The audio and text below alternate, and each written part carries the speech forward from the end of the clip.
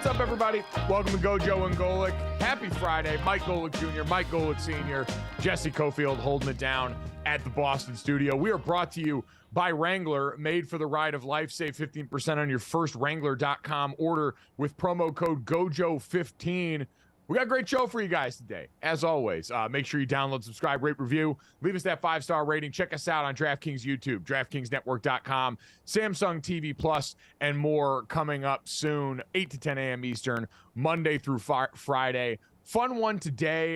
We got some great guests coming through here. We will talk to our good buddy, and more so do a wellness check with Jared Carrabis as we see the state of Boston Red Sox just slowly whittling and dwindling away. We'll also talk to Jason Cabinda from the 1-0 undefeated Detroit Lions as they get set to head into week 2. Very exciting stuff there. But Dad, Jesse, coming off Thursday Night Football last night,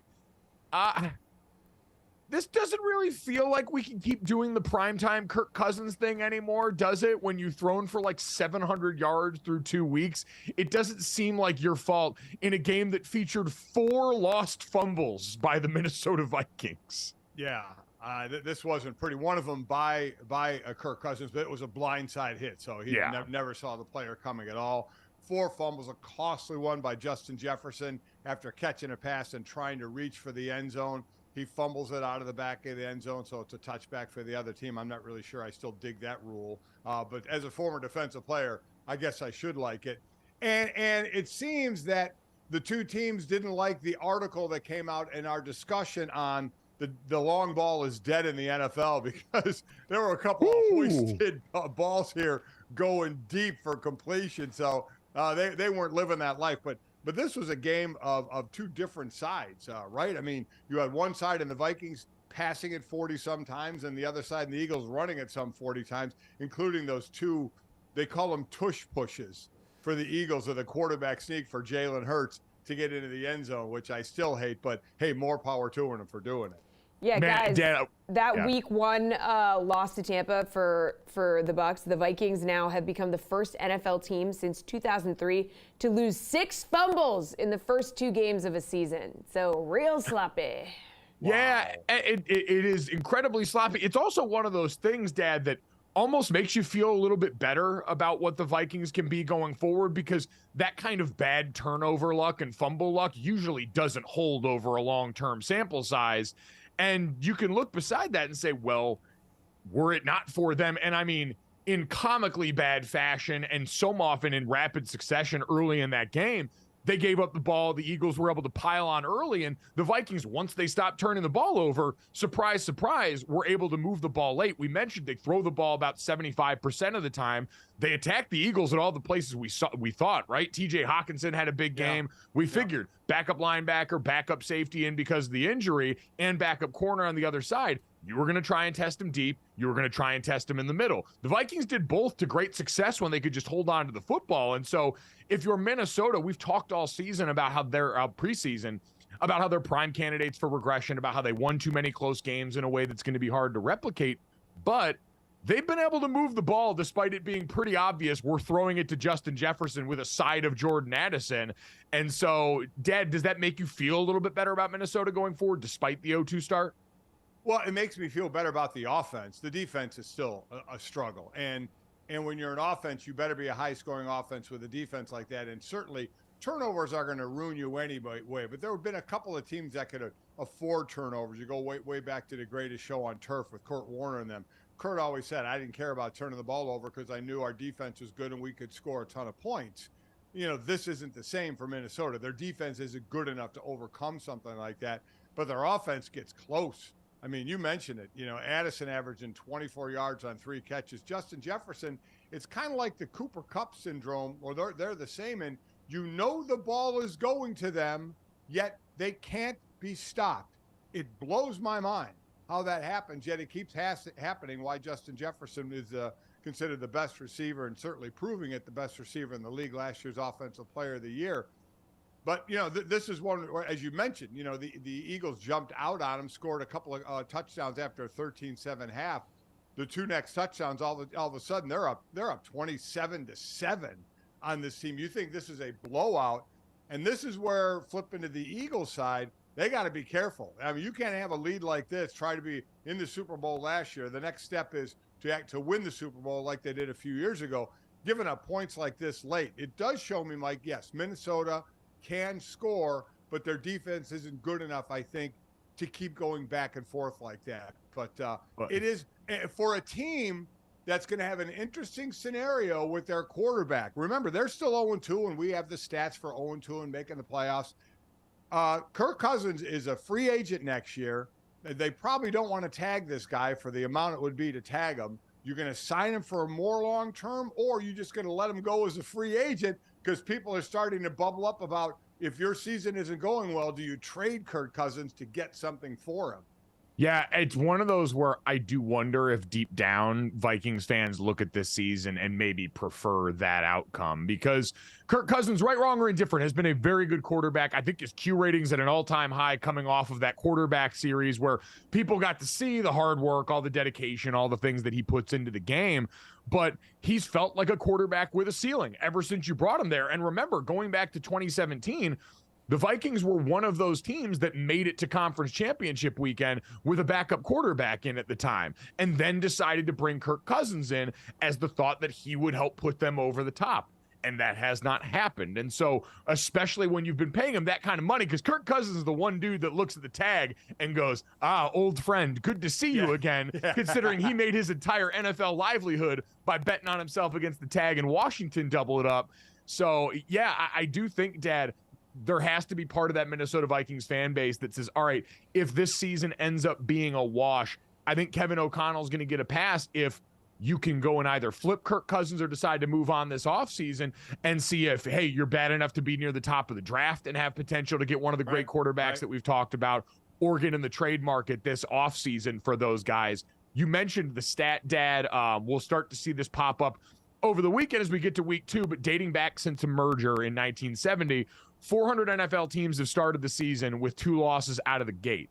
Only 39 of them, including last year's Bengals, made the playoffs, and just 4 of those teams reached the Super Bowl. 3 of them won it, and those 3 teams were the 07 Giants, the 01 Patriots, and the 93 Cowboys. So going to be hard to replicate for anybody that takes that second L coming up this weekend.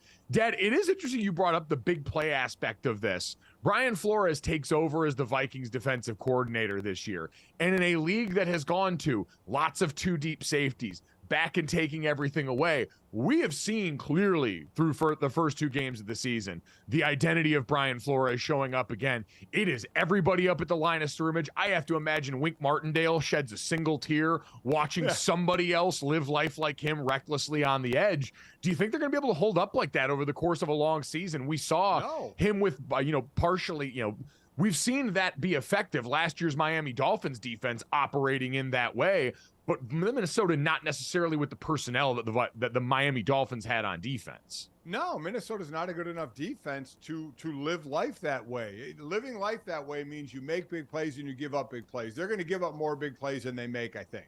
And I think that's going to be the issue. So if that's what Brian Flores is going to stick with, you're going to, they'll live by the sword, die by the sword. They may die more than a few deaths already sitting at 0-2 on the year. So while I understand that, and let me just say, as a former defensive player, I loved that aspect more up in the front 7, the back 7, the end of this, maybe not so much, because if you don't get home, you're in coverage, you're in man cover, especially when you're in man, you got to hold that for a while, and that's very, very difficult to do with the athletes on the other side, with the rules the way they are right now. So it's going to be a tough road for Minnesota. That's why I think their storyline may be, what do you do with Kirk Cousins as we keep going, as you just gave the stats for 0-2. A fun team to watch. They throw it around. Justin Jefferson is absolutely all he's cracked up to be, but they're just not going to be able to get the wins. And you saw it again last night, 44 passes and 9 runs.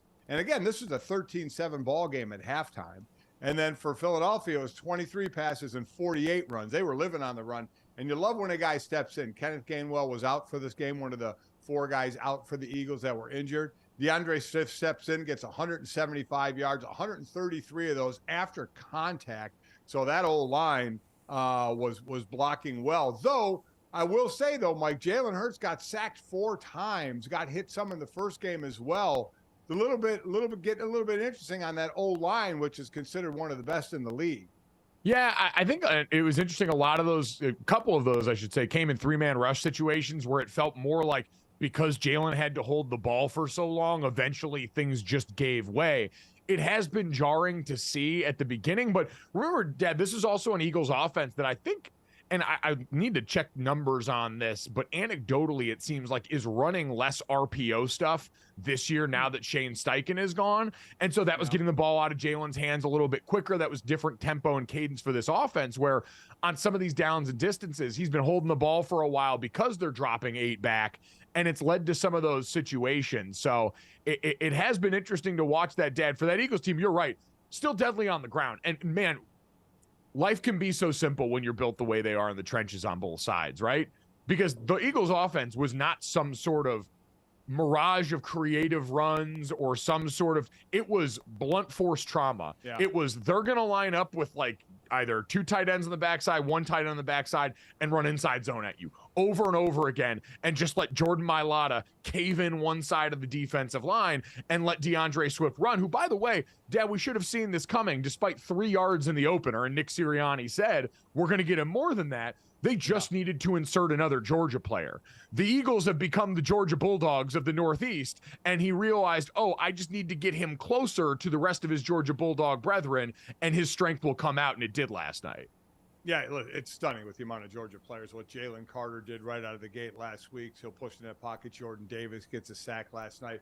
But, yeah, listen, that's what we talk about when you have depth. So you got your starting running back out. You put your backup in, though. DeAndre Swift, I think, would have been used, was started to be used more, like Sirianni said.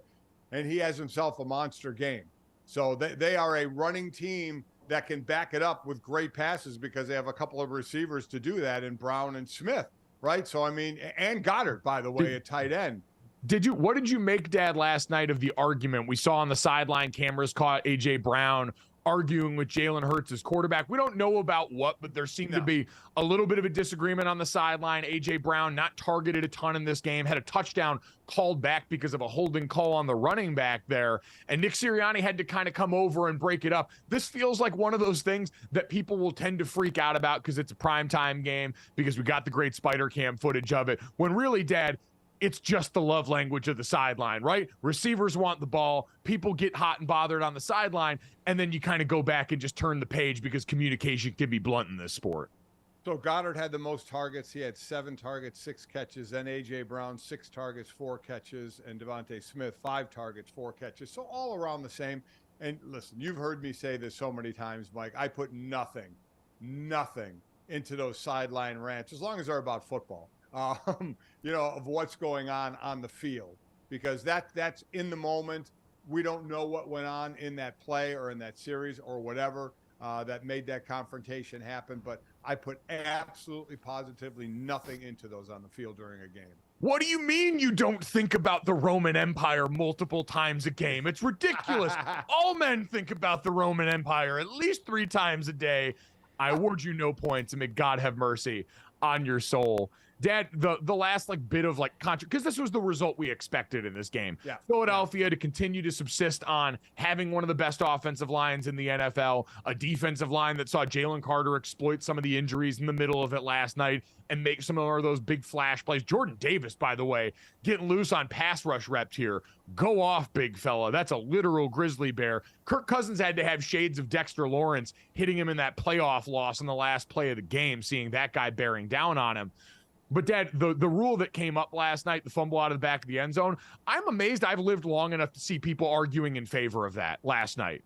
I never thought that would come. It makes no sense where everywhere else on the field, if you fumble the ball out of bounds, the ball goes back to the spot from which you fumbled. But once we get down to the end zone, for some reason, magic fairy dust gets sprinkled on this, and now all of a sudden it's a turnover to the other team. I have no understanding of why that should be the case, and I have no understanding of why people are arguing in favor of it all of a sudden. Listen, I don't either, because I think it's the NFL trying to stop, if you're getting close to the goal line, that you fumble it on purpose into the end zone, to still try and get a score. So they're saying, well, if that happens and it goes out of the end zone, you're going to lose the ball if we feel like you're doing that. Listen, I'm guessing because I don't understand. And it makes no sense because the league incentivizes scoring at every turn. Why would you want to de-incentivize guys trying to dive and guys trying to be aggressive and guys trying to go for the end zone? I agree. I don't understand why you can drive all the way down the field and then, fumble out of the end zone and lose the ball. I don't get it. I would have thought it would just come back out. We already have rules in place last 2 minutes, overtime, that whoever fumbles it, if it's on 4th down, they have to be the one to recover. That's a way to stop the automatic throw, the holy roller way back then with the Raiders, fumbling it on purpose forward. Now the rule, as I said, in the last 2 minutes or in overtime is basically if you fumble it, you have to be the same guy to recover it in that instance. So that to me kind of stops that situation. So I don't understand it. I don't get it at all. Enjoy the discourse. It happened in a primetime game, so we get to legislate it all day today. The Eagles march on 2-0. The Vikings have real problems. But, Jesse, if we're going to talk about coaching effort, there was one very interesting instance that came up this last weekend that's now prompting the Bears to think about some things with their wideout, Chase Claypool. Yeah, it's become apparent that the Bears are not happy with Chase Claypool. So some video emerged that we saw a lackluster effort, okay, we'll call it like that week 1 loss to Green Bay. So all this led to the coaches being asked if Claypool needs some extra motivation here. I think Chase is motivated. I think he wants to do it. I think, he had a couple plays where he didn't execute it, and, that hurt us, and he knows that. But I think Chase wants to do it. I don't think it's a matter of him wanting. Well, blocking, that's effort, isn't it? Blocking. That's part of it for sure. I mean, it's a will. It's a knowing your assignment, execution. You guys have seen our run game. It's not an easy thing on receivers. That's why we value the people that can play multiple positions and do multiple things. So that's part of it. But yeah, effort is part of it, but it's only a part of it. So we're looking at all possibilities right now. I'm not going to talk about who's going to be up and down for the game right now, for obvious reasons. But we're looking at all things to make our team better. Who's going to be up and who's going to be down in terms of the active roster. Last thing on that, Claypool went to the injury tent, I think, twice. Was injury a factor in how he played Sunday, or did you think he was fine physically? There was no injury reported. So, rumors are coming out that he could be benched here in week 2. Also, worth pointing out that a report from Mark Silverman came out 3 months ago that the Bears were unhappy with his mentality and effort during the offseason. Yeah, this one's interesting, Dad, and obviously going to be a trigger for a lot of people because, I can always remember you and Mark Slayer at the line that, just because you're a pro football player doesn't make you a professional. He's not the first wide receiver to slack off on certain plays when it comes to blocking, but especially when you're the big physical receiver and that has been a good part of your game, that can become apparent and pretty deadly pretty quick. Listen, I was told this by my dad growing up. I tried to tell you and Jake this about from the football side of it. When you guys were coming up into football, you can control 2 things. You can control your knowledge of the playbook on what your responsibility is, and you can control your effort. Those are 2 things that every player can control on every single play. Knowledge of the play and effort you give on that play. And let me tell you, this, Mike. If you get labeled as a guy who lacks effort, and you're right, especially at his size and the thought of what he could do as a blocker, if you get labeled as that, that's a tough call. And obviously you get looked at a little bit as to why are you lacking effort. Now, he's not the first or the last to not give effort on a play, so I'm not going to single him out. He's just what we're talking about right now. And I'm just telling you, and Mike, this, you get tagged with that we're not sure about your effort down the field. That's something, unfortunately, that sticks with you until you really can make them prove it otherwise. Yeah, exactly. That and being called soft, probably the 2 things that athletes, I would say, dread the most, because that's a label that's going to stick with you and run with you forever. So we'll have plenty more on the NFL coming up. Picks for you heading into this weekend on the college level as well. But coming up next, primetime just got a little bit spicier heading to Boulder this weekend. And we'll get to some interesting comments next on Gojo and Golic.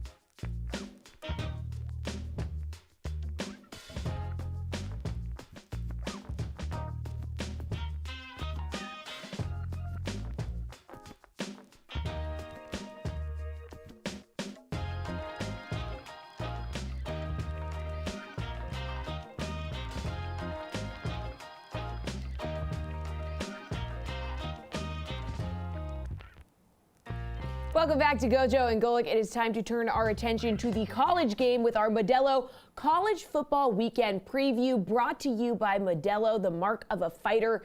Guys, we are going to start this week's preview with a look at a big SEC matchup in the Swamp. Yes, we are going to take a look ahead at that. And, Dad, this is fascinating going into this matchup. Florida's at a really interesting juncture in their program life cycle. They got a lot of love this offseason for everything that went on in the recruiting. And they came out of the opening game of the season, these out-of-conference matchups that end up defining the sport. And they laid an egg to a Utah team that was down 8 players, including their starting quarterback.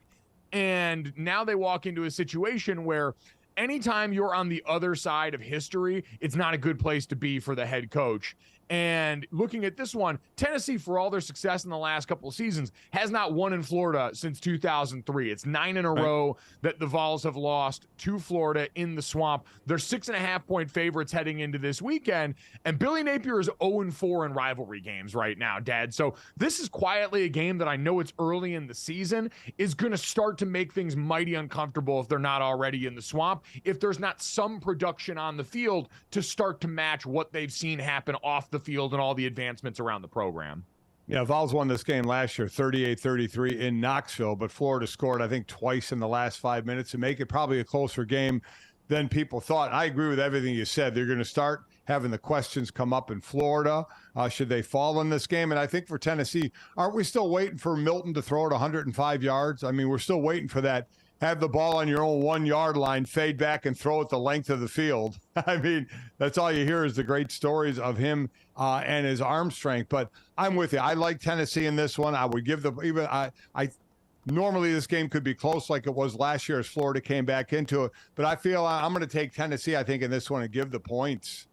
Yeah, it certainly feels like that's going to be the move here. I just haven't seen. And now, listen, ugly one for Tennessee last week, trailed Austin Peay 6-3 late in the second quarter, and then needed to kind of come back and turn it on in the second half. That game was a lot closer for a lot longer than it had any business being. Both of them are going to get some of the cavalry back here.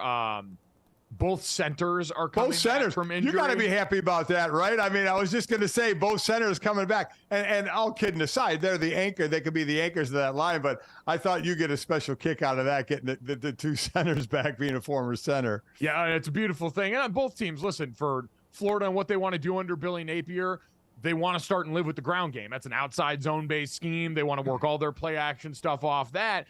And on the other side, Tennessee, while it gets the billing as a team that's going to hurry up and tempo to you death, we saw last year, and I think a lot of people met this through Darnell Wright, they want to run up on you on the ground. But I'm with you, Dad. I would probably take the Vols -6.5 in this game. I think they get it going. I think there's that extra motivation and a rematch here. Yes. Remember, Joe Milton was the starter for Michigan in 2020 when Graham Mertz, I think, had his coming out party game. Mertz in Wisconsin, when he was the starter there, won 49-11 in the Big House. I think, Mike, that is the epitome right now of college football. Yes. And the transfer portal is when you get guys that played against one another a couple of years ago starting against each other again. This is where we are now. That we've seen quarterbacks shifting, a lot of players, but obviously the eye is on the quarterback. That stat right there epitomizes college ball and the transfers right now. That is a cool one. It's like the next version of what we saw last year in the backyard brawl with Pitt and West Virginia, where you had Keaton Slovis and JT Daniels, two guys that were once in the same quarterback room at USC, both playing against each other in a rivalry game last year.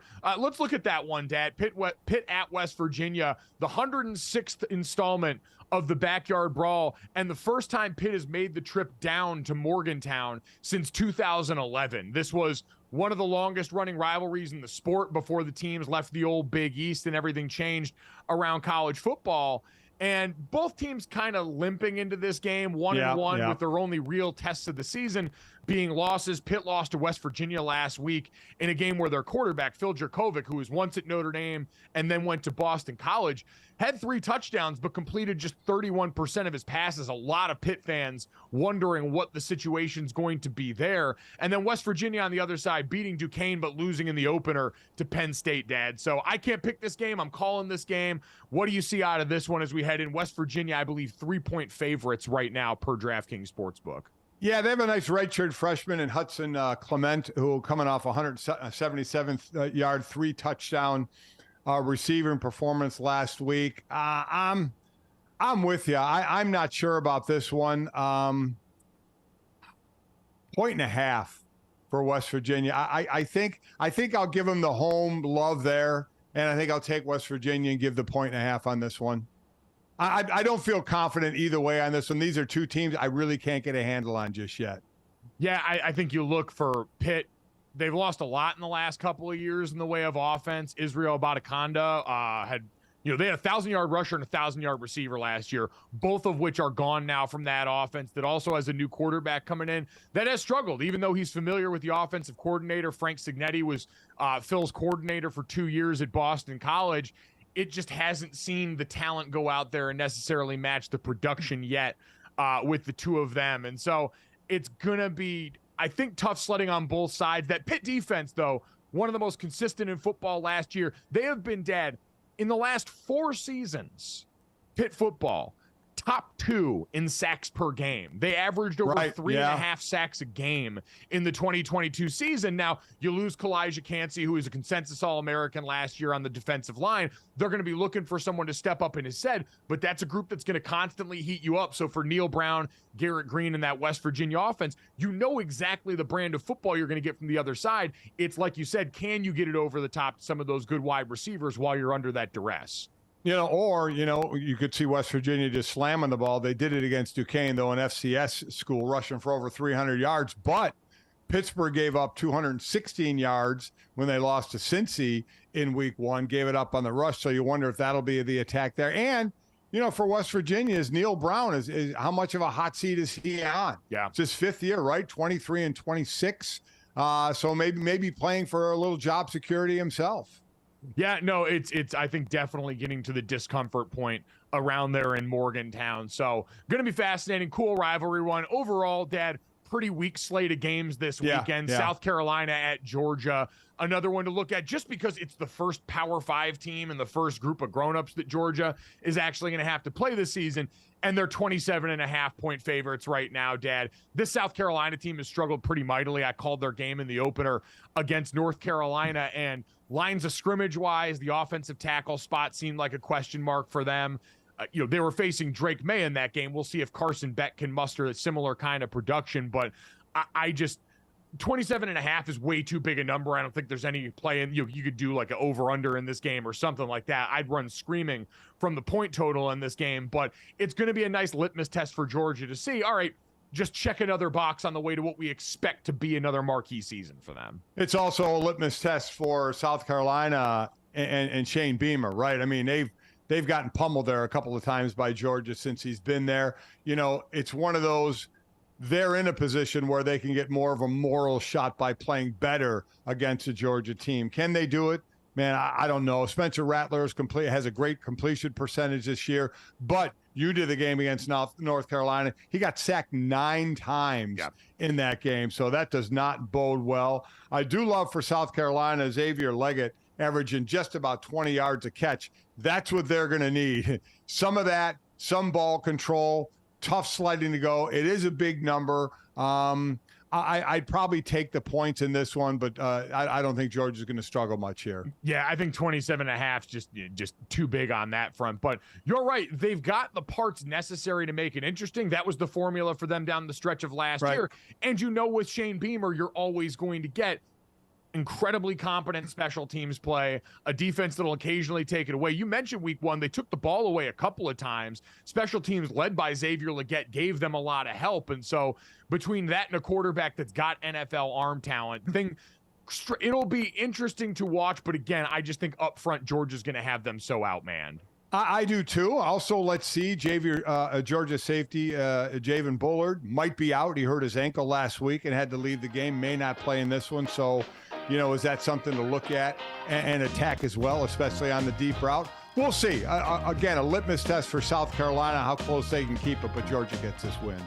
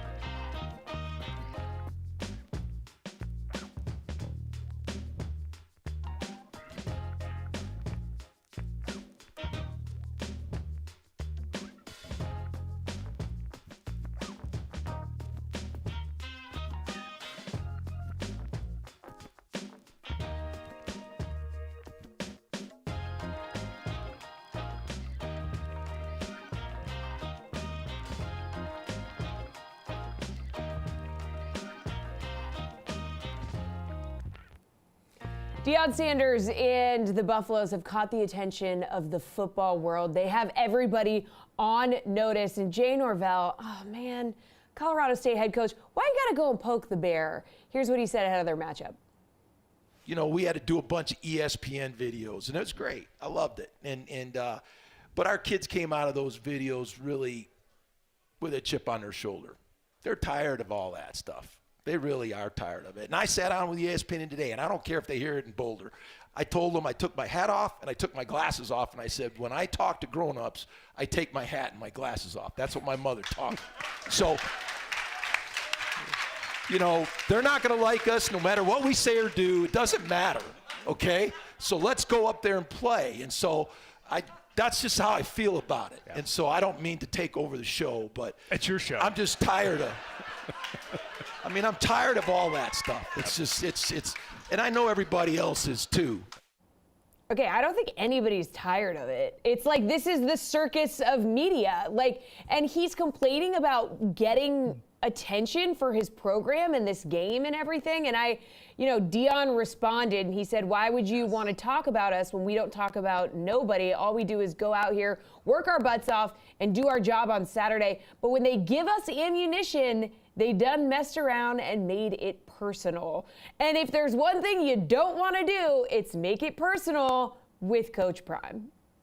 Especially when you're 23.5-point dogs. Dad, I can't figure out the strategy here. If it is, hey, you know what? We're down bad in this game anyway, and we're probably going to lose big anyway, so we might as well turn this thing into a show and get our 15 minutes of fame here. Because Colorado State, with College Game Day rolling into town out there in Boulder, is definitely going to get their 15 minutes out of this experience, even if they also get an ass whooping to go along with it. That's where you choose your 15 minutes on manners or etiquette. I mean, is he serious in this? And of course, you're going to get the faithful there to clap. It's at a coach's show. I get it. That coach's show, by the way, had to be pumped that they were getting this moment. They're going to get that spread everywhere. They're like, yes, we're going viral. Yeah. We're aggregated. Let's go. Yeah. Is this the kind of attention we want? Because now Deion's going to lay 30 more on us than he probably was going to in this. And when he says people are sick of it, you know what he said? You know who's sick of it? Other coaches. That's who's sick of it. Because one thing, when Deion made that after the first win, when he said, people are well, he didn't say scared or whatever about a player that you have 75% African-American players and an African-American coach who's talking. It's not, there's 60 to 75% African-American players on all teams. That's where we are in football. The thing that gets people is the talk of Deion Sanders. That's what makes people uncomfortable. That's what made coaches like Jay Norvell upset. Remember when Dan Lanning, when he talked about Colorado leaving the Pac-12? Why are we basically saying, why are we talking about them? They haven't won anything. So basically, who cares? Coaches hate this. Coaches don't like Prime speaking up because that's not coach speak. That's not how coaches are supposed to talk. And Deion doesn't give a damn. And Deion has his players not giving a damn. And right now it's working for him. To talk about hat and glasses, are you serious? I mean, I'm even consider the old school one, the 60-year-old, get off my lawn guy. Give me a break. I mean, this is where we're going to go. Take your hat and sunglasses off. Dude's been doing interviews like that forever. And now this is when you're going to say, take your glasses, your hat off when you're talking to adults. Give me a break. You are going to get smoked this game. Yeah, I mean, and like a lot of that stuff tends to be like very coded conversation about how people view things. Like, I understand, like, Jay Norvell is another black man. Like, that was part of the sell going into this matchup. Is you had exactly. black head coaches at both of these institutions taking part in this rivalry game. But the language is still coded in the way that people describe that. We saw that come up a lot in the discussion, remember, around Iowa football and the policies around the program of no earrings or hats in the buildings that tend to target a certain demographic in all of this. But you're right, Dad. Deion's brashness, being a head coach, is a lot like being a baseball player, where you see success as so infrequent that for so long we squelched the personality out of the position and out of the job because you feared, all right, eventually I'm going to be on the other side of this and people are going to come for me and people are going to make me the story in a way that's negative. Deion Sanders, for his entire life, has courted the smoke. And as a coach now, he ain't going to stop courting the smoke. And it's honestly kind of seemingly become infectious right now. Him and his son were both going at Matt Rule the other week for comments they thought he made that were disparaging, talking from Nebraska's side about Colorado. And now this, honestly, Dad, what a coup for the sport. to get this kind of entertainment in the lead up to a game. It's pro wrestling right now. It's gotten me thinking, I don't know if I'm being worked over or not right now, but damn it if I'm not entertained for a game that we knew was going to be a blowout this entire time. Everybody enjoys the beef on the line. Am I right, Caesar? Yes. Oh, yeah. Oh, absolutely. They enjoy that. I just shake my head at it because I'll always come at it from an inside the building perspective of what are you doing? What kind of check are you writing when you're talking to the media? Can you cash it? You're making your other players cash it. That's always one of the great lines of my buddy Mark Schlereth when Shannon Sharp would be talking like crazy on the line to the other team when they play together, and Mark would be like, Shannon, you keep writing a check that I have to cash. Why are you doing that? Because O-linemen don't usually talk a whole lot. And Norvell, maybe this is his way. He said his kids have a chip on their shoulder as they're talking to the media in advance of this. I mean, I guess it's a coach's way to try and heat his kids up. But I guess I continue to say, that's the way you do it? The hat and the sunglasses? I mean, really? Maybe you got caught up at the coach's show. I have no idea. But going down that road was a real head scratcher for me. It's like the Travis Kelce, Taylor Swift situation.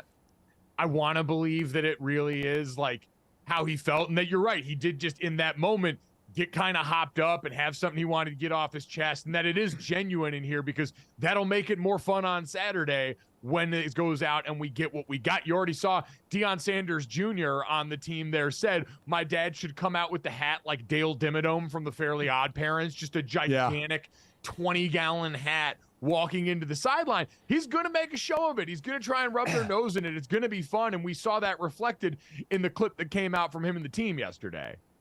Two things. One, I want to stop there before I get back to it and quickly make sure we mention what this kid Tyler Hunter is doing, the two-way player for Colorado. So far this year, he's played 129 of 158 offensive snaps. That's over 81%, and 36 of 192 defensive snaps. That's 95.8%. It's incredible what this kid is doing. Had to get that out there. You just don't see it nowadays, and it's amazing.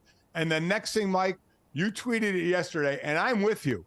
Nothing like being a player out with your coach and your coach kind of going on a rant and you not sure when to answer because, he was trying to get I'm not going to take it. And he was trying to get the players to say personal. First time you'd hear one player say it, then two players say it. They were always like, are we supposed to jump in here? He stopped talking. Do we finish his sentence? It did look uncomfortable in the begining. Yeah, you know what? That was, and I said as much last night in the timeline, and I got reminded this might be a real Two Americas moment here because for a lot of people that look like me, that seems very difficult. I've been told for a lot of people that look like Deion, that sort of call and response is something that you get a lot more of. So apparently that's just me being extremely white on the timeline, not being able to go and understand where he was going to insert that call and response. I get that, but it didn't seem like the team picked it up too quick either, in all honesty.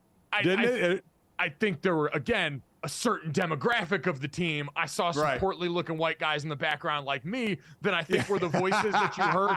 Because what's worse is where you're at a sporting event and everyone's doing a chant and you don't know how many times you're all doing the chant. And then all of a sudden you're the last guy in the section that yells defense right at the end of the chant. There were a couple of guys that I heard yell personal well after the fact that would have been my creamy white ass. So I think definitely we learned. Two America's moment there with the call and response from Deion Sanders, but his team, I'd imagine, all on the same page in what they're going to go out there and try and execute this upcoming weekend. And Dad, big time for them because now they take care of business here, and all of a sudden, next weekend on the road against Oregon, we really get to see how high this thing rises. But coming up next, from the highest of highs to the lowest of lows, let's do a wellness check on our buddy Jared Carrabis next year on Gojo and Golic.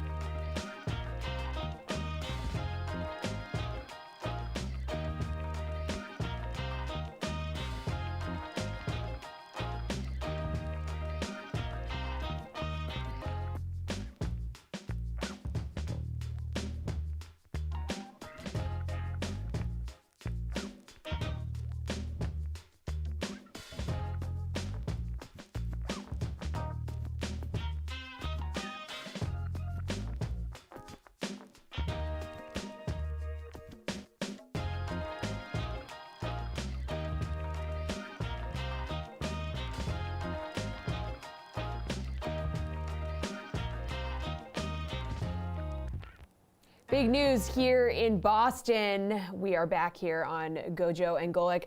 The Red Sox have fired Chief Baseball Officer Chaim Bloom. So John Henry released a statement saying, while parting ways is not taken lightly, today signals a new direction for our club. Our organization has significant expectations on the field, and while Chaim's efforts in revitalizing our baseball infrastructure have helped set the stage for the future, we will today begin a search for new leadership.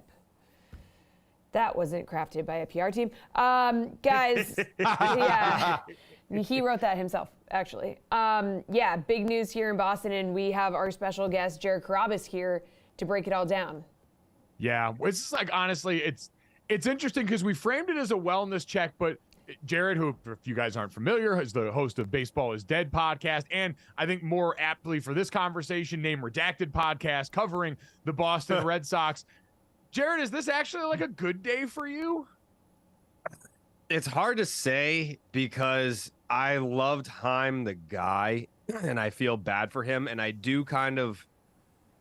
see his side of it where if I'm him, I know in John Henry's statement, he mentions it too. I know that I more or less built the infrastructure for the next Red Sox championship. Like, I know that if the Red Sox win the World Series in the next, call it, I don't know, decade, that I built the backbone of that championship team more or less. So that's a tough pill to swallow. And Jeff Passan kind of had this on the radio yesterday where he said the Red Sox asked Chaim Bloom to trade Mookie Betts, get under the luxury tax, and win all at the same time. And that's a very difficult thing to do. Excuse me. You're talking about a window in which you were asked to get under the luxury tax while also trading, I don't know, the second most talented or right up next to Ted Williams player in franchise history. You have to wear that right out of the gate. So you've got a target on your back from the fan base. So the fan base is saying, you traded our favorite player, one of the best players to ever play. And you need to win, but you need to rebuild. Like, you need to build up the farm system, but you can't trade any prospects, but you need to win. So how are you supposed to win if you can't trade any of the prospects? Like, the whole thing just seemed to me like it was an impossible task. And this offseason is what I was just referring to as it was phase 2. Like, you did build up the farm system. They were dead last, and then they got to number 5. And now this winter, you got under the luxury tax, so now you can spend. So they had this influx of talent in the farm system that you could deal from, and you had you had the financial flexibility of being under the luxury tax. So this offseason was entering phase 2 of, okay, we built everything up and now we go, but I'm fired. So that's why it was the timing of it, I guess, was confusing until it wasn't, because we had on the podcast that I thought he was going to go big this winter. And then I started asking around, just out of curiosity, different people, hey, do you think that Chaim Bloom is going to make it out of November? And I didn't get a single yes. So that's what told me that, wow, I guess I didn't realize that he was on the chopping block. That didn't occur to me. And lo and behold, we get a couple of messages yesterday. Hey, it's all hands on deck today. John's here, Tom's here, Sam's here. Kind of seems like a Grim Reaper type situation. I don't know, maybe an hour and a half later, breaking news, Chaim Bloom's fired. Well, hopefully in the settlement there, if they win the World Series in the next 5 years, he still gets a ring out of it. He had built it to this point. I certainly wouldn't hold my breath for it. So that's news of a team that's not going anywhere, obviously, this year. When you look at the American League so far, Tampa Bay's on a hot run right now. Scherzer injured, out for the rest of the regular season with Texas. How do you see this American League kind of culling as we get to the playoffs? Yeah, it's interesting, like from a national perspective, the teams that people have given up on that aren't dead. Like going into play today, the Rangers, they're a half game out of first place, not just a wild card spot. They're a half game out of first place. They won 6 straight games, even without Scherzer. A lot of people gave up on them when the Mariners got red hot. Now the Mariners are in third place. I don't think people realize that, because it's almost like media and headlines, like it's like, oh, this team is red hot, and then you focus on that team, and instead of following up the story saying like, oh, they're not as hot anymore, you just kind of like let it fade away, and then you don't talk about them anymore. But in your head, you're still thinking, oh, the Mariners are red hot. Well, now they're in third place. The Astros are in first place. In the American League East, you had Tampa Bay started off as the best team in Major League Baseball for the first month, and then they just kind of fell off. No one talked about Tampa for the next 4 months. We just talked about how the Baltimore Orioles were chasing them down, and then they finally overcame them, and now they've leapfrogged into first place. Well, now you have a 4-game series in Baltimore between Tampa and Baltimore, where you're going to be essentially deciding the American League East. And last night went to Tampa. So now they're only a game out of first place. For all that running away and we're celebrating the Baltimore Orioles, like that's a great story that they got into first place. Well, the season's not over yet and they haven't won the division. So, yeah, I think those examples that you just mentioned, that's 2 tales of teams that were just forgotten about that can still very much win their division that were written off by a lot of people.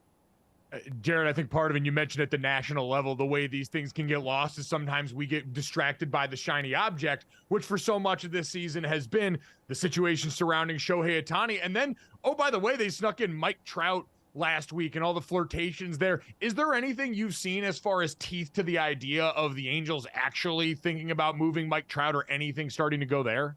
Yes.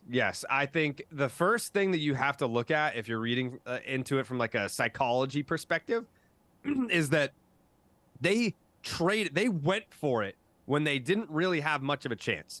They traded for Lucas Giolito, Ronaldo Lopez. They brought in all these pieces when they probably should have sold. They probably, like, the right move should have been we're trading Shohei Ohtani, but instead they went for it. And then immediately after that, they put all these players on waivers. They were like, all right, we quit. So they're already telling you we're the laughingstock of baseball, and we know that, and we don't care. Like, we're going to try to operate our team now from a perspective of we need to shed payroll. We need to blow it up. We need to start over, because if we can't win with the 2 best players on planet Earth, then we're doing something wrong. Like, we need to tear it down and start over. So when you look at the Mike Trout contract, which is 7 years, $245 million, yeah, that's something that if you're trying to rebuild, you're going to have to shed yourself of. And I kind of teased this back in March when Mike Trout participated in his first World Baseball Classic. I said, this dude is going to get a taste of actual competitive baseball, and I think he's going to want more of it.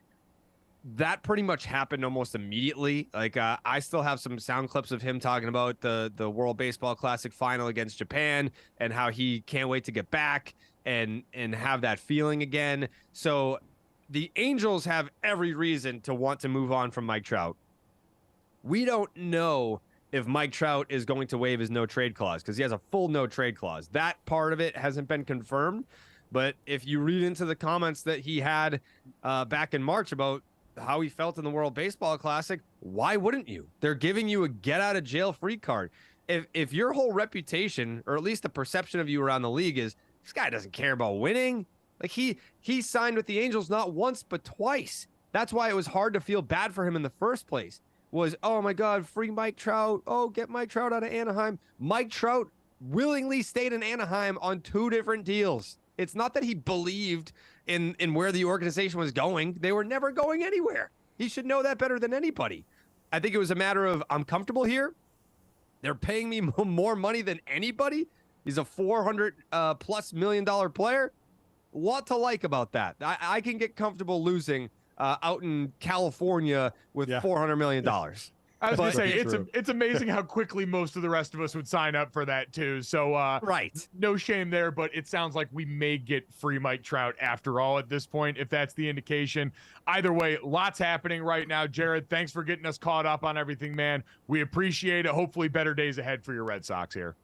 Please, God, please. Just get us back to normal, please. Wow. Oh, my God. Just get us back to normal. Okay.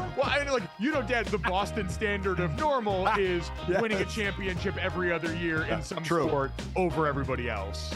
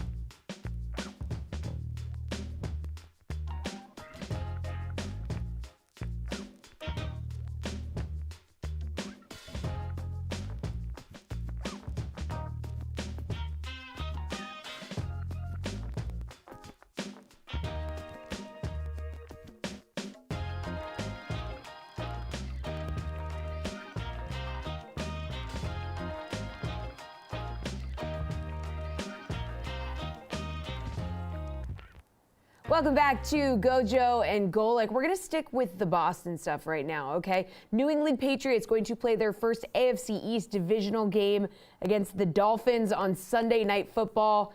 Got to preview this one. Guys, the big thing that the Patriots will have to be focusing on this week is how they're going to be able to contain Juju, 4 catches, 33 yards on 7 targets in week 1. Played 43 of New England's 80 offensive snaps. This man is going to help the Patriots get it done. Yeah, well, that's the hope right now. I mean, the unfortunate reality of this situation for a guy, Dad, that they paid $25 million to with 16 guaranteed over 3 years is that he seems like he's kind of on the outside looking in right now. There's people wondering for Juju Smith-Schuster, who was sensational last year with the Kansas City Chiefs, was a huge, almost mimicked Travis Kelce. He was almost like his mirror, where he didn't have maybe the explosiveness, which is never really a hallmark of Juju's game, but he was great as a possession receiver, great as a foil there, had Patrick Mahomes' trust in pivotal moments. But coming over to New England, I know he's dealt with a knee injury coming off this offseason. He didn't participate in OTAs or minicamp, but did miss a snap in training camp and just hasn't looked right since, Dad. So another, and this is kind of the history of the Patriots, more so in the draft, but wide receiver, always been a position that organization has just struggled to evaluate and execute on. They've hit on slot receivers and one wide receiver and Randy Moss, right? Yeah. And then some slot guys. Yeah, I saw on Twitter yesterday everybody saying, "Oh, Juju, look at what he's doing. He was never anything." Well, last year you just mentioned it. I mean, Kelce led with 110 receptions. He had 78. There were only 2 guys with over 100 targets. It was him and Kelce last year in Kansas City. He did well for Kansas City in helping them get a Super Bowl ring. Now, it was on a 1-year, $3.75 deal where he got 3 for 25 with 16 guaranteed from New England. And it just seemed like, Kansas City is like, we're not going there. We have now proven we can do it with different wide receivers. Yeah. And, oh, by the way, they're in that mode again. They need a guy to stand up that's going to be beside Travis Kelce when he comes back to see who that's going to be. But they've done it before, and they feel they can do it again. So Juju gets more money and goes over to New England. I'm curious as well as to that knee, how much that might be holding him back and how much of a part of this offense he can be, because that's, again, what's holding back this New England team. Is their offense. Their defense, is always going to be a tough defense with Bill Belichick. A great test going up against Miami. Remember the 2 games last year, opening game, Miami wins at 20-7. Then later in the season, Tua is out and they lose it. He missed a lot of time during the latter part of the season. New England wins at 23-21 in the second game there. So that's going to be the worry. Is Mac Jones going to step up and be the guy who you're throwing the ball to on the offensive side, and pray your defense keeps carrying you like they've been? And we saw Hunter Henry get a ton of targets in week 1. It seems like there's trust there, but also we're early in the season, and we have now a 2-game sample size of the Eagles that says, all right, pretty good landing spot for tight ends right now, especially if you're playing fantasy football. Back-to-back weeks where we've seen guys be productive against them, albeit, Hunter Henry, talented tight end name everybody knows. TJ Hawkinson, the highest paid tight end of the league, so you'd expect him getting a lot of balls his way, but you wonder how matchup specific that is. And then looking at this Dolphins opponent, Dad, matchup specific here, we saw the Chargers run all over them last week, and so for a New England team that has lived like that for the last couple of years, by and large, you wonder if now this is a game where, all right, we don't have to test that all that much because you get a chance to go out here and rush on a defense that completely different structure than what you saw last year. Vic Fangio, more of the 4 down front, 2 high safeties, going to try and take away big plays that obviously he can flex and morph. Vic Fangio is one of the best defensive minds in football. And so how they'll challenge the Patriots will be interesting. But week to week, this is now what we could start to build on because we got some new faces and new places in the early NFL season. Yeah, this is one way, obviously, New England could be in this game, is to run the ball and control the clock. That keeps that high-flying offense of Miami's off the field. That's about as old-time football strategy as there is, even though this offense can prove they can score pretty quickly.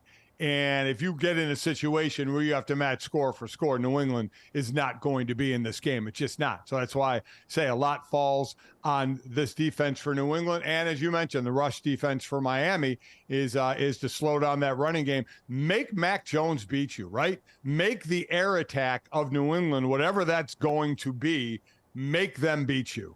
This feels like New England versus the early Mahomes Kansas City Chiefs, where they would just, even with Tom Brady, their strategy was to take the air out of the ball. That was the Patriots putting fullbacks in the backfield, lining up in 12, multiple running back, multiple tight end personnel groups. and just saying, we got to wear you out because we don't want to go score for score in that same way with you guys as we saw there. You mentioned the matchup on the other side. That's what everybody's paying to see. Like this Miami Dolphins offense versus New England on defense. Miami shredded the Chargers last week. I think New England is going to provide a much different challenge for them. We know overall, Bill Belichick, one of the better defensive minds that football has had for a while, especially crafting a game plan. And I will say, Dad, the rush up front for the Chargers and for Nick Bosa and company there, that was a group that didn't really seem to be able to bother Tua Tagovailoa. And I heard our compatriot Mike Lombardi here talking about the fact that they were kind of rushing past the quarterback there. They weren't containing well. The one thing this New England defensive front, I think, does as well as anyone, and you've got Matthew Judon up there. I thought Keon White, their defensive rookie out of Georgia Tech, looked sensational last week in limited reps. They're good at closing the net. You know all about that as a former D lineman. Keeping the quarterback within your clutches and closing the net on a guy like Tua that was able to move around and beat you deep if you weren't careful like that. Yeah. I think you meant Joey Bosa for the Chargers rushing. Yes. Oh, God, well, listen, pick a Bosa brother. They're both, guaranteed over $100 million. So easily confused, no doubt about it. The one thing I'll say, and you're right, it's always about, talking about some of the keys when I did the Giants-Dallas game. One of the keys I said before the game is keep Daniel Jones in the pocket. Do not let him get out. And that first drive, the only drive the Giants looked good, Daniel Jones must have got out of the pocket 3 times on that. They just didn't do it. Tua has been doing well from the pocket, though. As long as he can throw on time, that's going to be the thing, is can he throw on time? Because he led the NFL. He had 8. Just as we talked about the long ball being dead, he led the NFL with 8 passes that traveled at least 20 yards last week. Yeah. So what do you need, though, for that? You do need time. You need time to let your receivers run their routes to get downfield, and he'll stay in the pocket and stay in the pocket. So that, as you call it, the O-line, that cup protection, just kind of keep them safe. But you're right. I see DNs running past all the time. All you're doing is giving the quarterback a chance to take one step up and then a bunch of steps outside and break contain. So keep him in the pocket. But I will say Tua has been deadly from the pocket. And I think we saw, though, with the Patriots against the Eagles in week 1, what they were able to do was crush the pocket, collapse it. They made Jalen Hurts uncomfortable and got to him in a way that was in an offense that's used to timing and rhythm like that. Deadly for them. And so I think their Russian approach is interesting. Obviously, Kyle Duggar, Christian Gonzalez looked really good coming out of the gate as a rookie on the back end. They've got one of the more competent grown-up defensive units in football with a master of game planning. For the Dolphins, though, they did have to be heartened. Protection looked pretty good without Teron Armstead last week, which was a huge blow to them in the season prior. You can look to Tua's splits when Teron Armstead was healthy and when he was not during the course of last year. And I saw Teron was back in a normal jersey at practice this week. So things starting to look back up for him, too. I mean, listen, you former teammate with him and watching this guy do what he does. I mean, now a back, an ankle, and a knee he's been dealing with. He has been so nicked up. But, man, when he is on, wow, is he fun to watch. He is such an athletic tackle. There are few people as physically gifted walking this earth than, better than Teron Armstead. He is an unbelievable force and a huge guy for that locker room. So I hope he gets back up there soon. I saw Tua saw his car broken down on the side of the highway on his way to the facility the other day and didn't stop to help him. So trouble in paradise? ? Maybe. Dad, let's look at the other side of this. We talked a lot about that Chargers matchup from last week against the Dolphins.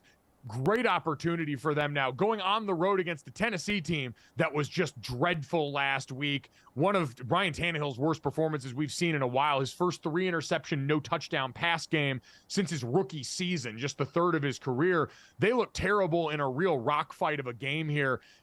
How do you look at this one, Dad? I think a lot of people are really concerned seeing Derrick Henry and seeing that Chargers defense that just does not seem still apt at stopping the run the way that's been a trend for the last couple of years. We had talked about what each team needs to do to take that next step. And for the Chargers, it was stop the run.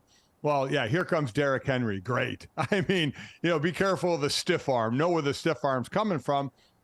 I'm somewhat amazed because Tennessee has gotten to a point, further at some points, but not able to get over the hump. They just don't have enough of a passing game. The defense is always going to be tough. Jeffrey Simmons is a monster in the middle of that defensive line.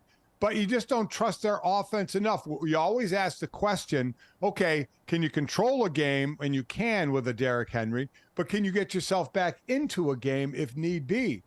And that can be the struggle for them, right? Especially in an AFC full of offenses, as we get them going, as we kind of start to see what offenses are going to be and what those teams are going to look like, you're going to get some higher scoring offenses. And Tennessee is not one of those. They don't put up the points, or at least they have a tough time matching the points when they have to come back.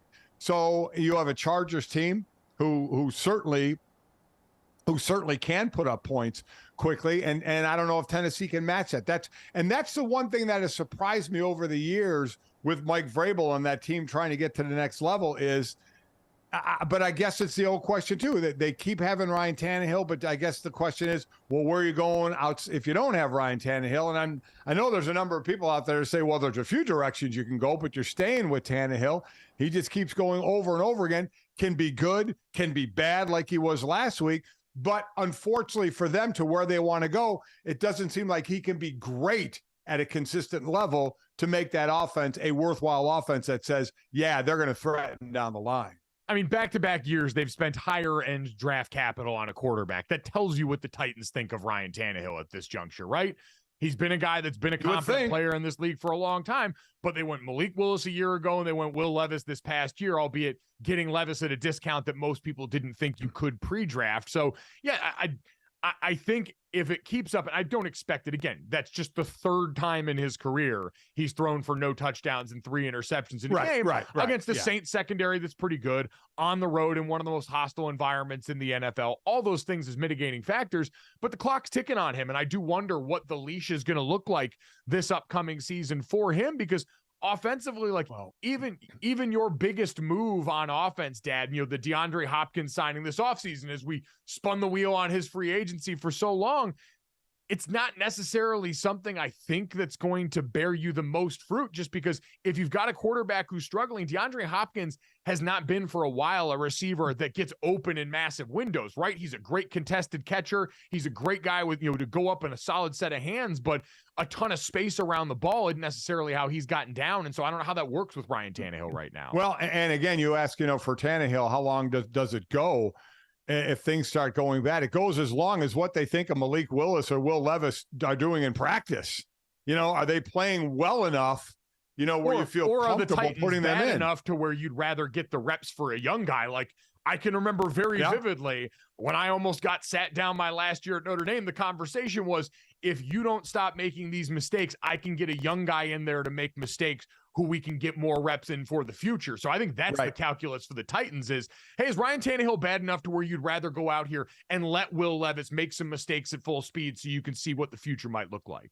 So that's going to be in the 7-8 game mark to see where you are at around the halfway point, 7, 8, 9 games, maybe, unless you're really bad out of the gate after 5 or 6 to make that decision. But you're right. And that's exactly what you should do if you feel it's not going well and you want to get someone reps.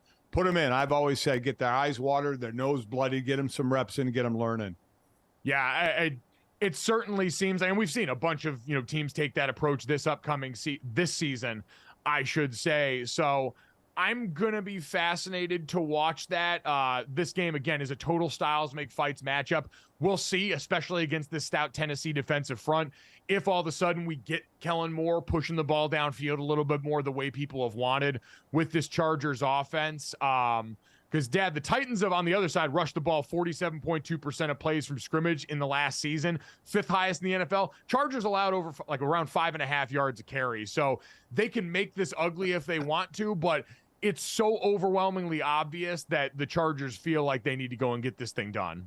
The Chargers had 11 running backs go for over 100 yards last year, including Derrick Henry was one of them. And I would have no doubt he's going to do it again, right?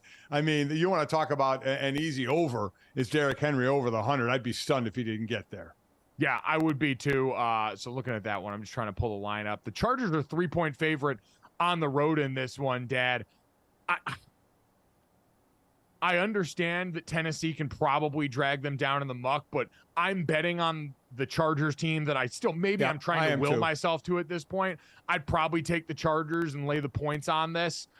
I just think this has got to be a real put up or shut up week. It's already been a really interesting, at times uncomfortable conversation around Brandon Staley that we've seen being had publicly about some of the things that he's done. This team's got to start to show progress immediately here against a team in Tennessee that struggled mightily in week 1. Yep, I agree. Staley's name's starting to get batted around a little bit. And I think for the Chargers, we have expected a little more to feel like maybe if they don't get somewhere decent this year, it's an underachievement, though they still need to as they're trying to fix that run defense, because that's a tough part of your defense to be bad, because that just means you're getting handled at the line of scrimmage and the other team can control the ball. Dolphins, by the way, going back to that first game, 3-point favorites on the road against New England, too. So that one I'm a little more leery on just because it is Bill Belichick. It is, although the Dolphins have always been froggy with that team. I was going to say, the Dolphins years. have always had the Patriots number. It is, people up here hate it. Yeah, it's been incredibly frustrating, but Dad, the one thing that people were frustrated with Brandon Staley that I'm sure is not going to be the case with New England is you weren't double teaming Tyreek Hill enough for the appetite of some people. And we know the old Bill Belichickism. He's going to take away the thing that you do best. He is. There are going to be plenty of people escorting Tyreek Hill around the field. I can damn sure tell you that much. But Tyreek Hill, what do you say? Yeah. He's not a cheetah. Maybe he's a lion. So, you know, he said that himself. I bet, you know what? The Lions would like him to be a lion, quite honestly. Yeah. No. But I'm taking both these road teams, and I'm giving the points. I think I'd take New England +3, but I'm with you with the Chargers as well on that one. Dad, let's look at the last game we got here before we actually get to talk to a member of the Lions and Jason Cabinda, who's going to be coming up with us in just a few minutes here. Seahawks at Lions this week, Dad. The Lions obviously coming sky high off a big win in week 1 on the road at Arrowhead. And Seattle quite literally limping into this game. You had to sign 41-year-old Jason Peters to the practice squad for your offensive line because you could be without both tackles this weekend.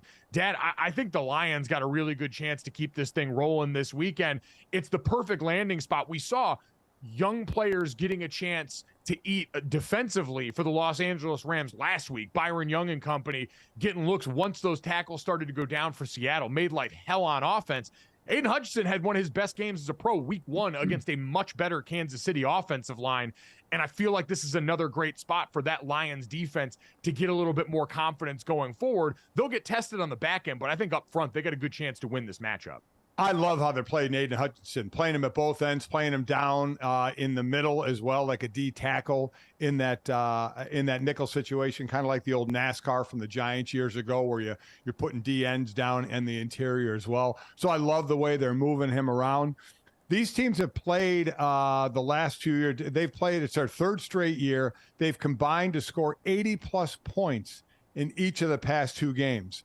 If I'm going to trust one defense to come up better than no defenses the last 2 times they've played, since you have 80-plus points total, I'm leaning toward the Detroit defense, especially because of the rush they can get, especially as you mentioned, Charles Cross to sprained big toe. We don't know about him. Abraham Lucas is out. He's on injury reserve over the right tackle, so they're bringing in a backup there. So I that's where I give that matchup on the line to scrimmage to that Detroit line defensive line defensively. And I think that's the side of the ball that will pick up the slack from the last 2 years. Yep, and I think if you're looking on the other side, the Detroit Lions offense only put up 14 points last week. Remember, one of those scores was a defensive touchdown by them. Ben Johnson and company have to go out here and show a little bit better for themselves in this game. But thankfully for them, all the places that we saw the Los Angeles Rams attack using similar formula, right? There was more play action from Matthew Stafford, more multiple tight end steps for the Los Angeles Rams, and they gashed them in the middle of the field. What do the Lions love to do but play action, multiple tight ends, and Jared Goff lethal from about 16 yards and in the middle of the field. So the Lions 5-point favorites here. I expect them to cover that this week. Yes, I expect me that too. offense to not get as cute and to get back on track. And to help us talk about that, coming up next, we want to welcome in Lions superback Jason Cabinda as we look ahead at the rest of the outlook for the 2023 Detroit Lions next on Gojo and Golic.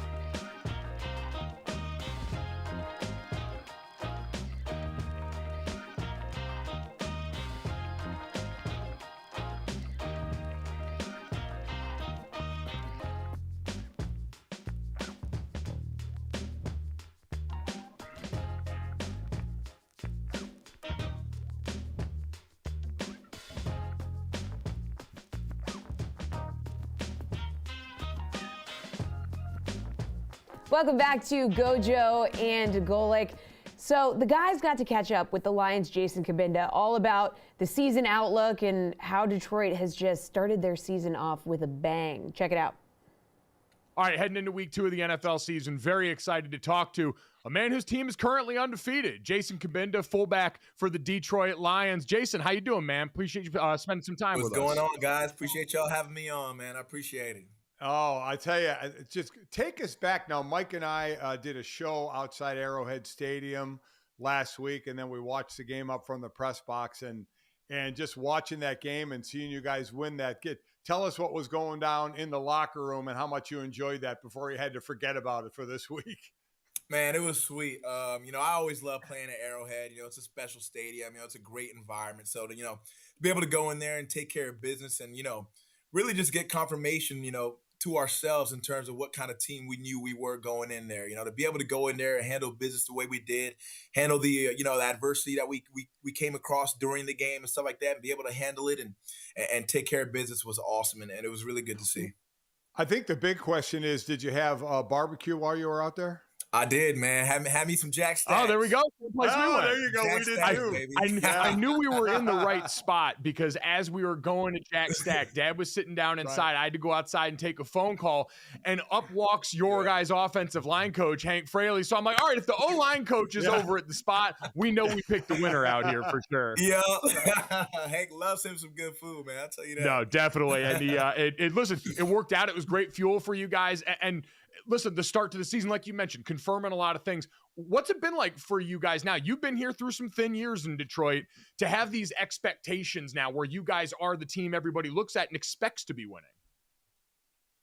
I think it's awesome. I've been here the past 5 years, and it's been a long 5 years, and I'm not going to lie. It's been a lot of turnover, not a whole lot of winning, obviously. Haven't been to the playoffs and stuff like that. So, I think to be in a position now where people are talking about us and it feels like we have a bit more respect, at the end of the day, I think we don't really look much into it. At the end of the day, it's the next game, the next day, the next practice. We're very process driven in terms of, those kinds of things. But, there's no doubt where, you hear that kind of stuff, the media talking about us, you hear about the respect we're getting from other teams and stuff like that. It's good to hear. But at the end of the day, we got to go out there and we got to perform. We got to go take it every single day. And, that's our mindset. Every single week we got to go out there and we got to earn our respect because at the end of the day, this is the NFL. It's the league. Every single day you got to go out there and you got to prove yourself. And I think we have that attitude, and we all know that as individuals and as coaches inside this building. As a current player and 2 former players here, we all can agree, I'm sure, that we all hate training camp, no matter what training camp is. So I'm wondering, because I remember sitting there a few years ago hearing Dan Campbell's introductory speech talking about biting kneecaps and being tough for this. And I remember saying to my wife, man, those current players on the rosters are going, oh no, this training camp is going to be hellish. And what was your thought when you heard that talk out of Dan and then going into that first camp? Yeah, we knew it was going to be tough, and we knew that we needed it. I think the biggest thing, for a head coach, when he first comes into a new team is kind of establishing culture. And I think Dan did a really, really good job of that with us. We're gritty. We're a hard-nosed group, a physical football team, and we're full of smart football players. And I think since day one, Dan has done a really good job of really instilling that culture in us and reinforcing that every single day and really just keeping us mindful of being purposeful in the way that we go about our days and the way that we attack every single drill, every team period, special teams, whatever it is. I think that's really where it comes from. It's being purposeful in what we're doing. We're never robots out here just going about our day and just kind of going through the motions. That's never us, and that's not what we're about. So I think, Coach Campbell's done an awesome job. I mean, he obviously relates to the players, being that he played as well. I think when you have a coach like that who played and has that experience, I just think there's like an extra, paying attention to detail you just have, just knowing that he's been in your shoes. So I think we have a unique coaching staff all around. I mean, we have a bunch of guys that were, dogs in the league. Let's be real. Dan Campbell, you got Mark Brunell, you got all these guys who, played. It's a very unique situation. I think it's really awesome because the relatability and, it flows so well. There's no disconnect between the players and the coaches here. And it's just a very unique situation. I'm just super proud that I'm a part of it. Yeah, I think your head coach has become somewhat of like a cult lovable figure. I mean, my younger sister, no joke, might be the biggest Dan Campbell fan on earth. She's got a giant Dan Campbell graphic tee with him and a lion that she claims she is going to wear during childbirth. She's like 7 months pregnant right now. But it's because he wears his heart on his sleeve. Everyone sees him out there pouring his emotions out in front of you guys. Do you have a favorite Dan Campbell moment from behind the scenes with you guys all cutting it up together in the locker room like you talked about? I mean, he's real. There's a little meme or screenshot. I guess I was getting tagged in during Hard Knocks where Dan was giving us a pretty good speech, man. And he was talking about, being able to drag teams into the abyss and being able to tread water the longest and being, the last team standing, stuff like that. And I just remembered how fired up I was, man. I was ready to run through a brick wall, and you could just see it in my face. And I think that's the reason why, that meme had kind of blown up. And I have friends who to this day still send me like my face in that moment because I was just so freaking fired up. So that's definitely up there for me. So I'm wondering for you from the position, you were a linebacker at Penn State, came into the league that way. Now you switched over to fullback, H-back, whatever they ask. You're like that Swiss Army knife. What was it like going from, obviously college is big time and then pros is as high as it gets, from hitting somebody as hard as you can and wrapping them up to now just hitting someone as hard as you can. You don't have to wrap them up anymore. It's different, but not too much different. Not too much different. I'm just on the other side of the collision now. That's how I look at it. I feel like linebacker really helped me a lot, transitioning to offense and stuff like that. And, just knowing defense, knowing, the tells of defense, where guys are going to be, all those kinds of things have really helped me play offense and make that transition. I think for me, the biggest thing probably was, being able to work my confidence back up, just being that, it's not something that you see every day, a guy, switching sides of the ball, this late in their football career, being at the NFL level, it's not an easy thing to do. So I think for me, it was really just all about reps, reps, getting better every day at practice and then going out there and taking the reps from practice and being able to take it to the game. And, as I got more reps, I feel like I got more and more confident. Now I'm in a place where, I'm just, doing my best out here to be the best player I can be and make holes for Demo and for Jahmyr Gibbs and those guys. And, I mean, it's exciting. We got weapons. We got a lot of great players. It's cool being able to open up those holes for those guys and watch them be successful. Being on the kickoff team and where the kickoff has gone in the NFL, it's gone through a lot of changes, trying to cut down on the concussions. We have the fair catch now, it goes to 25, but still a lot of kicks out of the end zone. In a perfect world for you, it's never going back to what it was. We know that. To keep the kickoff in the league, in a perfect world, what is your way that you think the kickoff should be? Honestly, I thought how it was last year and how it's been the past few years was already how it should be. I think where we're at now is an overstep. I know I'm not the only player that feels that. There's a ton of guys. I mean, you guys know there's a ton of guys who make a living on special teams, and kickoff is a big part of that. It's one of the big four. We got kickoff return, punt return, but kickoff's one of the big four. To be able to affect that and let guys fair catch it and get the easy out to get to the 25, man, I think to me it's BS, straight up. That's a important part of our sport. I think it has a lot to do with the grit of our sport. And I think by affecting the kickoff and kickoff return aspect of our game is affecting the identity of our game. I think we're going down a very slippery slope right now. I think we are looking in terms of officials and rules and how things are going. It looks like we're trying to play flag football, to be honest. I don't think it's right. I think there's something special about the physicality of our sport that makes it so great because it takes a great deal out of you physically and emotionally. And I think to take that out of our sport is just really, truly doing it a disservice. I truly, truly believe that. It's disappointing to see. That is spoken like a fullback right there. I can see why you and Dan Campbell get along very well. I'm ready to run through a wall right now for you. Jason, we could sit here and talk to you all day, man. We appreciate all the time. Best of luck this weekend. And since you're a budding media star, we're going to have to get you back here real soon. All right, man? I would love to, man. Anytime you guys hit me up, I'm here, man. Appreciate you guys. Thanks, Jason.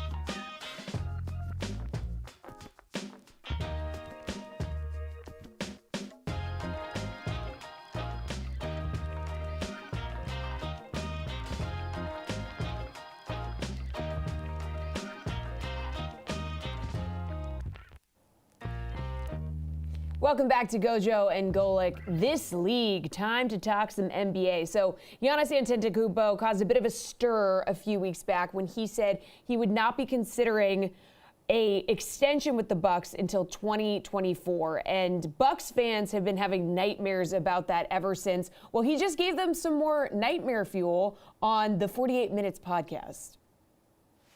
At the end of the day, I am a winner. I want to be a winner. Contracts, fame status, comfort zone does not matter to me. What matters at the end of the day, it's where that thing right there.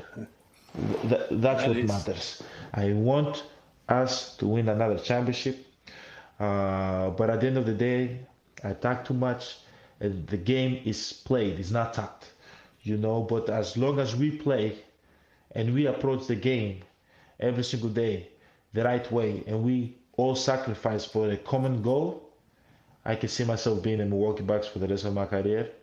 But the moment I feel like people are not committed as I am to get that golden thing in the back, I am not. You know, I am. It's more than the money. It's more than the fame. It's more than the lobsters. It's more than the wine.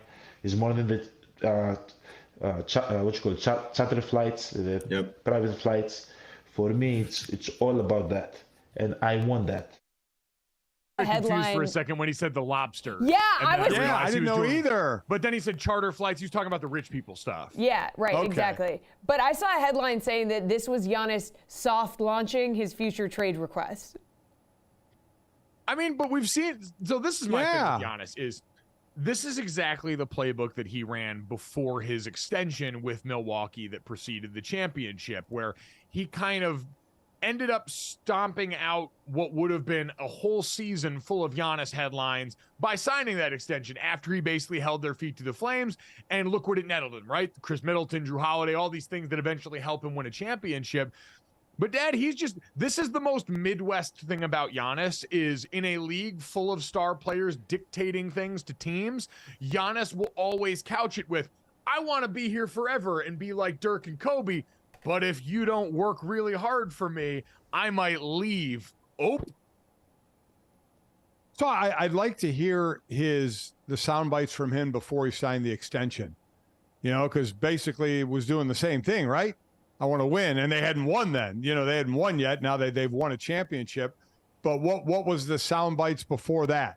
Because that's exactly right. Because we talked about this then on whatever shows we were doing at that point about, this guy is trying to lay in the groundwork for, you want me to sign the extension, you better give me a team that's going to win a championship or has the ability to do that.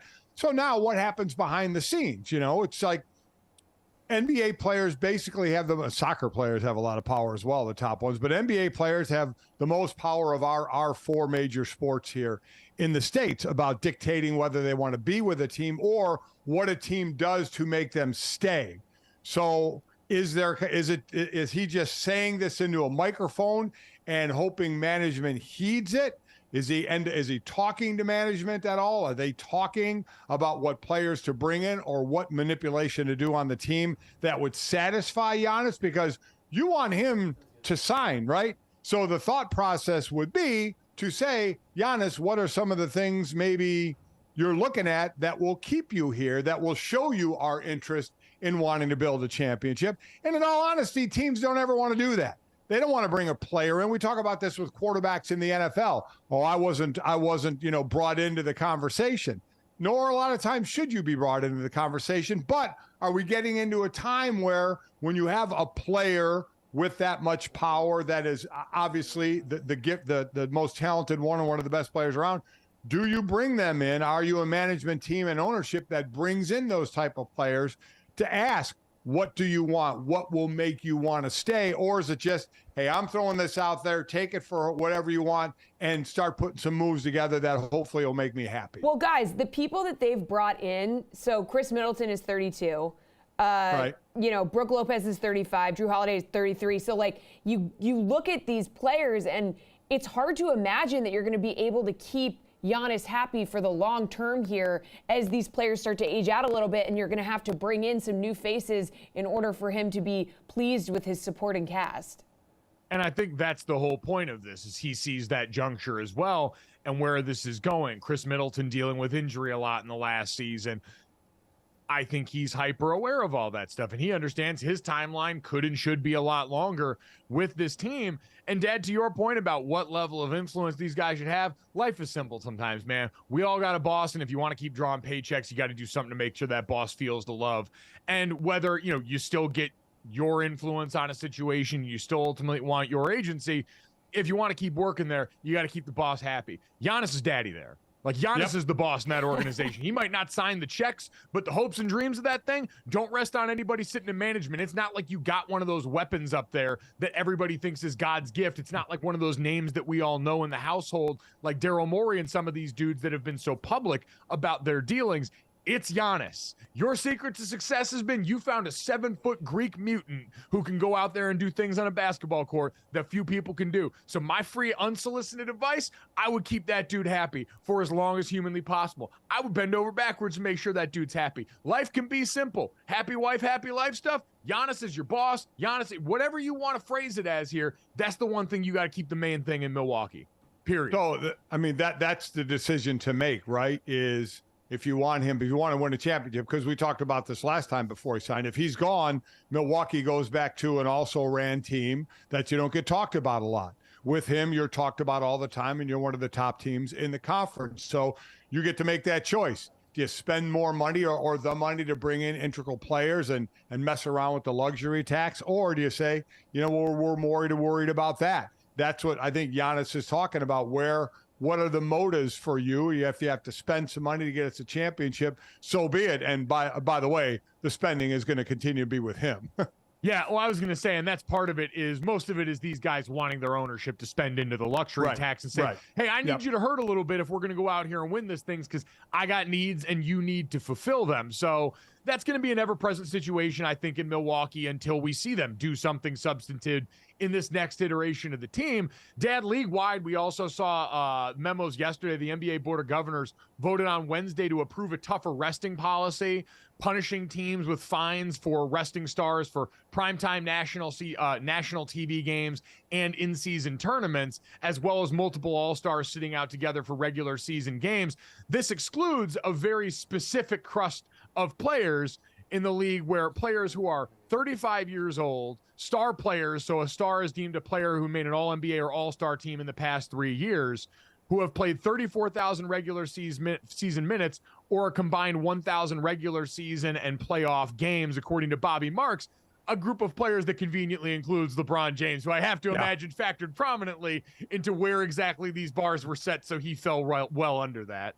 Oh, exactly. And again, from the stars, you mentioned the star players and what that entails. In total, 25 teams and 50 players are impacted by the new rules. That's about 11% of the league. And listen, I get it from the league side. You know, we always go back to the back in the day when the Michael Jordans of, you know, played 82 games or 75 or more games. These guys were all playing almost all games, and they're some of the greatest players to ever play. And the one thing I'll say is we learned through science over the years to do things better. When I first got in the league, you basically weightlifted every body part until we started learning later in my time to lift specific to your position. So you grow in knowledge and you understand that resting can be a part of it that will help you when the playoffs and the championship run starts, because that's the most important thing. But then it seems like you go too far over that way and taking time off. And the NBA has to be concerned about their fans who buy tickets to the games and all of a sudden miss these players. So I get it from both sides. And now the league, it finally, like anything else, when it goes too far one way, one side has to kind of, in this case, the league kind of put their foot down and say, okay, we need to bring the pendulum back a little bit here.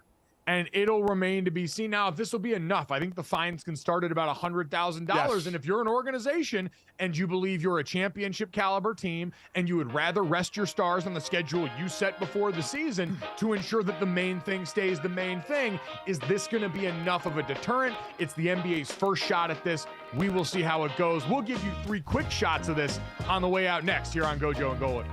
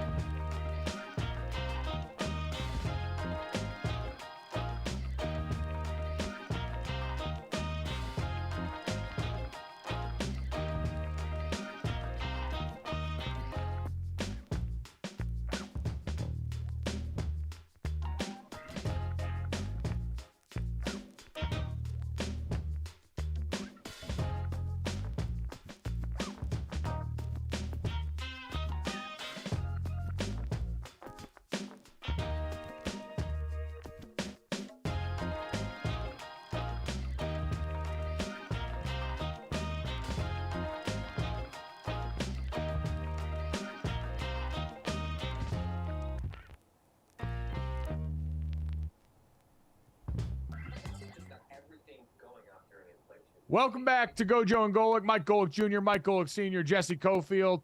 I want to send you off into the weekend with this, that, and the third. 3 quick stories to finish off your day. As always, make sure you download, subscribe, rate, review, leave us a 5-star rating, and check us out. DraftKings YouTube, DraftKingsNetwork.com, and Samsung TV Plus, 8 to 10 a.m. Eastern, Monday through Friday.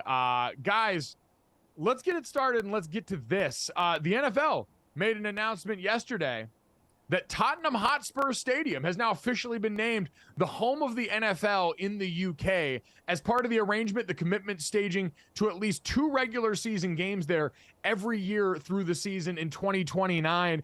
And Dad, we saw this before. The NFL divvied up foreign marketplaces earlier this year, where now NFL branding for specific teams could be placed in these markets as we see them continue to try and take this game and grow it globally. Yeah, listen, they're doing a good job playing in Germany for the first time last year. Going to do that again. I like how they're picking their spots and going around because it's incredibly popular. But it always leads to the question, will the NFL ever have a team permanently in a place like England? You know, because quite honestly, the flight from the East Coast to England is just like a flight from the East Coast to the West Coast. But I don't think it's going to happen. I don't think it's ever going to happen. There's either the talk of one team over there, a whole division over there. It's not going to happen. You're dealing with money. You're dealing exchange rate. You're dealing with kids in schools. You're dealing travel. To me, Mike, there is zero chance that is ever going to happen. Oh, man, brother, you have a lot more faith in mankind and the strength of this thing and this league than I do. There is money to be had over there, which means I think, hell yes, we're getting a division over there at some point.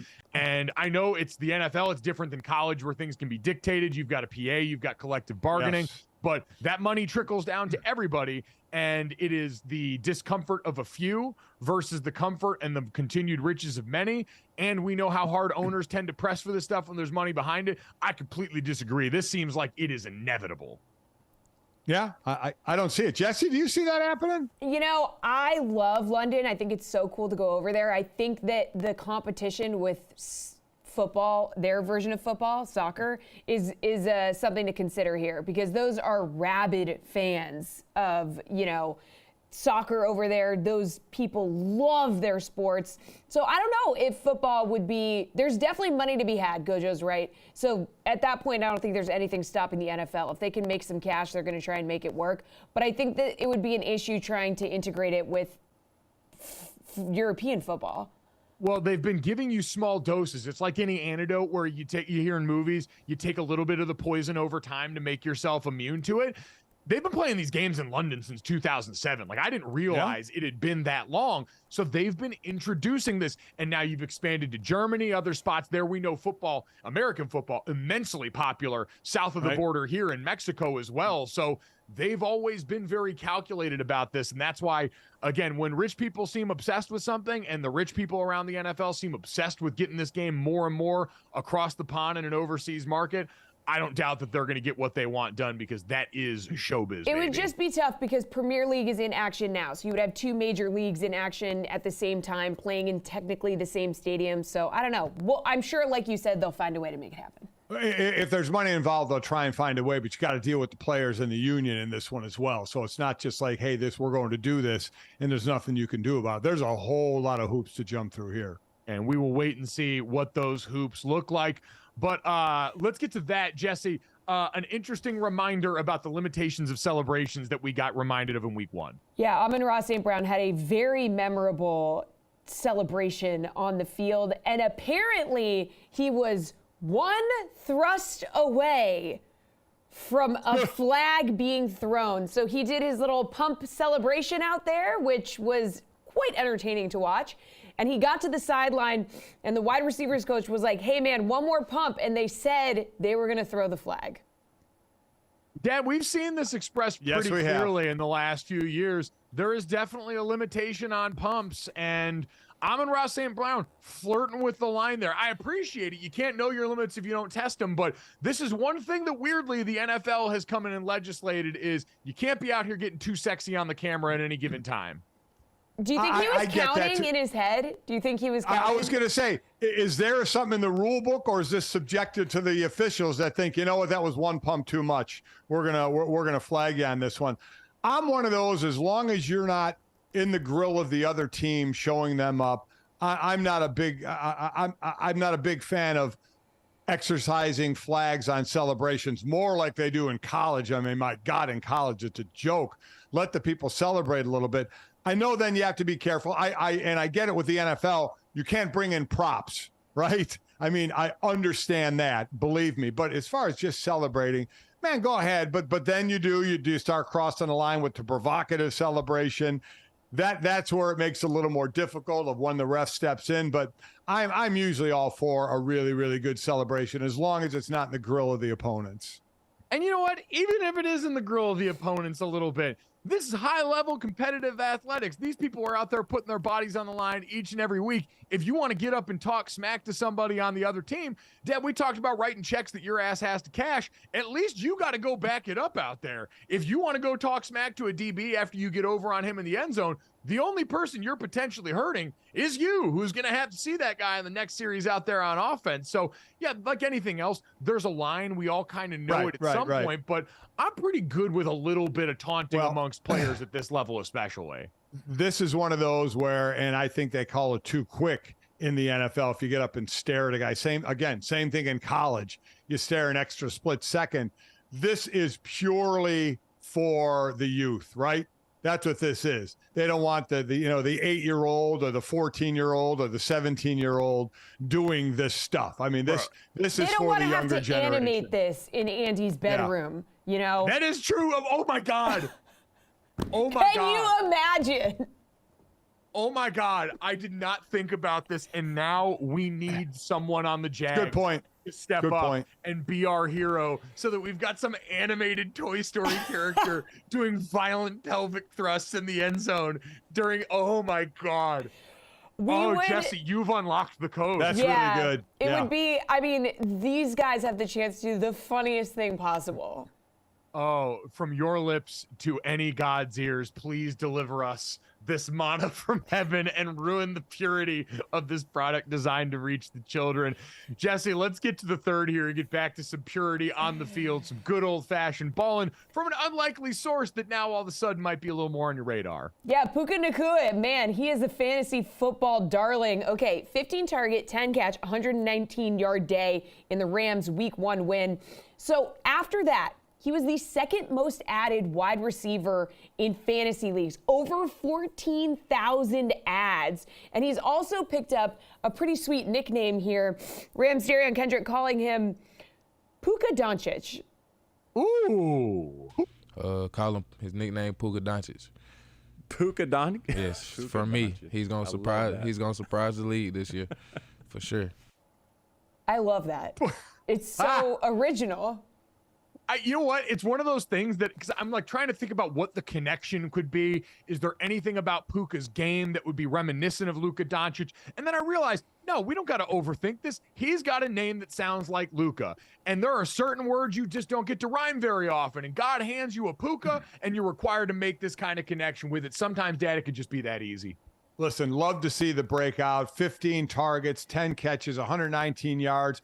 44% target share, tied for the largest in the NFL. And while they're playing San Francisco, so that would be, you would think, a little tougher. San Fran, since the beginning of last year, has not done well against slot receivers, a place he and Tutu Atwell, had divvied up the reps last week. So might be a good play in fantasy. I might be grabbing him on my team this Sunday in our league that's going on. But getting a nickname, remember, you cannot give yourself a nickname. Somebody has to give you a nickname. That is an absolute. You give yourself a nickname, to me, it doesn't count. But when someone else gives you a nickname, I'm good with it. And the highest form of respect. That wasn't a guy in his room. Yeah. Darion Kendrick playing on the other side of the ball. So that is game recognizing game. That's a guy he's probably gone up against in practice a bunch, who looked over and said, oh no, this guy's kind of nice. We need to get him fitted up with a nickname here, which I respect a great deal.